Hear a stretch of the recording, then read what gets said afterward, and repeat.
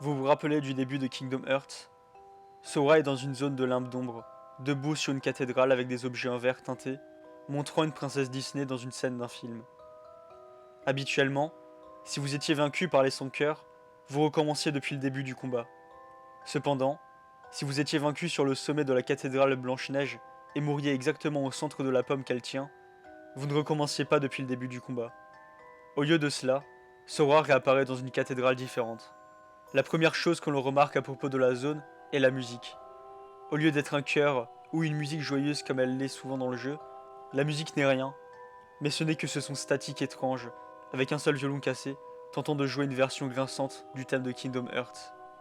Plus on reste dans cette zone, plus la musique devient forte, et même tenter de couper le son ou d'éteindre la télévision n'arrête pas la musique. Comme pour le vitrail coloré sur le sol, il est comme celui de Blanche-Neige. La couleur du verre est plus foncée, et la scène est légèrement plus effrayante que l'original. Au lieu de Blanche-Neige qui mange une pomme, elle est morte et tient une pomme. Du sang coule de ses yeux, de son nez et de sa bouche, tandis que la reine maléfique rit en triomphe, tout en tenant un cœur ensanglanté. Si vous progressez après ce lieu, les autres cathédrales ont des scènes similaires. Belle regarde avec horreur son père qui se fait dévorer par la bête. La belle au bois dormant est complètement immobile. Son visage est d'un gris décharné, faisant allusion à une sorte de décomposition, tandis que le roi Philippe est brûlé à mort par Maléfique sous sa forme de dragon. Cendrillon est vendu à l'esclavage par ses demi-sœurs. Les scènes montrent essentiellement quelle sombre fin aurait pu être mis dans les histoires.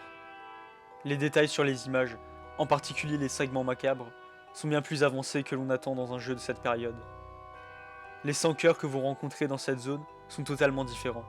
Au lieu d'être des êtres d'ombre mignons, ils ont les yeux jaunes avec des iris rouges et sont plus grands que Sora, plus fins et ont des griffes au bout de leurs mains.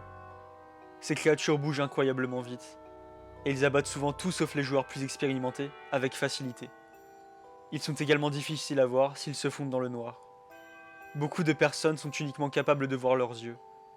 Le bâton et le bouclier ne marchent pas contre ces créatures. Seules les personnes ayant l'épée sont capables de les combattre.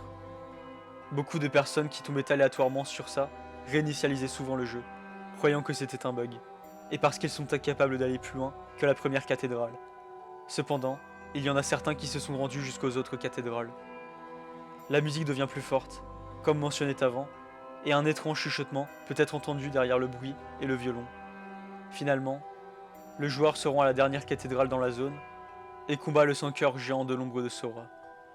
Il est différent de celui que vous combattiez habituellement. Il n'y a pas de trou en forme de cœur sur sa poitrine et ses yeux sont rouges avec des iris jaunes. Le combat est plutôt court de même. Le géant saisit Sora, qui commence à être enveloppée par les ténèbres.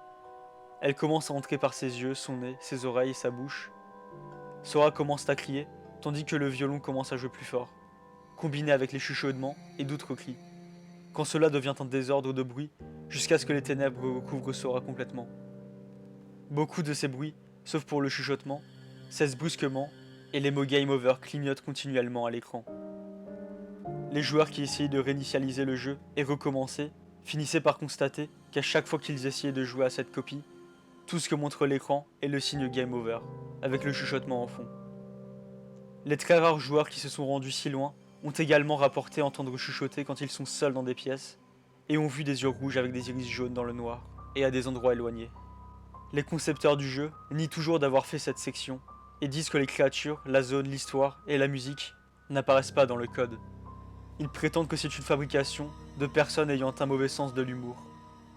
Cependant, il y avait un concepteur, Akane Oyotami, qui était sur le jeu uniquement au stade de départ, quand ce niveau était en cours de création, et qui a quitté peu de temps après que cette section était finie. En raison du fait qu'il a quitté si tôt, son rôle dans le jeu n'est pas crédité. Il a fait quelques appels à la police japonaise, prétendant qu'il y avait des créatures avec des yeux rouges et des iris jaunes qui le suivaient. La police a rejeté ces rapports, comme étant les divagations d'un fou, et l'a conduit hors de la station de police. Il a été retrouvé mort le lendemain matin, découpé, avec ce qui semblait être des ongles pointus. Le voisin de l'appartement à côté du sien a affirmé qu'il a entendu Akane crier à propos d'œil et d'un chuchotement quand il a appelé la police.